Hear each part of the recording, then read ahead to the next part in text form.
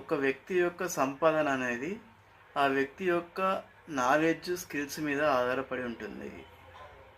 Suppose ఒక వ్యక్తి నెలకు 10,000 సంపాదిస్తున్నాడంటే ఆ వ్యక్తి యొక్క నాలెడ్జ్ అనేది 10,000 వరకే ఉంది అని అర్థం. ఒక వ్యక్తి 50,000 సంపాదిస్తున్నాడంటే ఆ వ్యక్తి యొక్క నాలెడ్జ్ 50,000 వరకు ఉంది. సో ఈ 50,000 వరకు 10,000 వరకు ఉన్న వ్యక్తి ₹1,00,000 సంపాదించాలంటే కష్టపడి పనిచేస్తే సంపాదించడం అసాధ్యం.